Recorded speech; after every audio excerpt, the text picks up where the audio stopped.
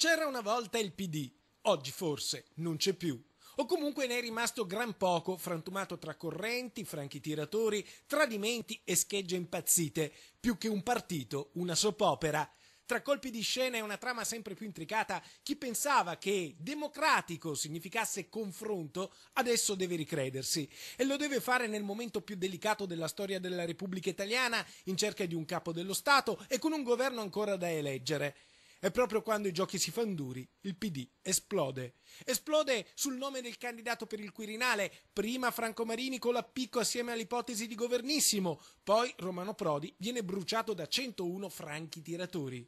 Il problema è che ci sono stati questi 101 delinquenti, io direi, che sono franchi tiratori. I giovani democratici occupano ancora le sedi del partito a Feltre, a Verona e a Mestre. Han passato qui la notte, una notte di cattivi presagi, col segretario Pierluigi Bersani che ha dato le dimissioni. Continueremo probabilmente con le occupazioni, continueremo con i documenti, continueremo a spronare i nostri parlamentari locali a prendere le decisioni giuste e speriamo di riuscire a convincerli. Il partito avvelenato da una guerra interna adesso rischia di morire. Serve un antidoto, serve un congresso, subito. Penso che ci sarà un congresso, quello che abbiamo visto dall'idea di una massa di persone irresponsabili che sono arrivati in Parlamento pensando di essere in una bocciofila.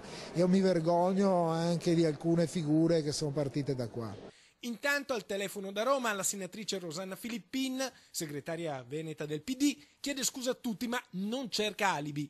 Purtroppo il Partito Democratico in questo momento non si sta dimostrando all'altezza del suo compito, sta usando l'elezione del Presidente della Repubblica evidentemente per questioni interne ed è una cosa di cui io chiedo scusa per primi agli elettori del Partito Democratico, oltre che ai cittadini di questo Paese. C'era una volta il PD, dicevamo.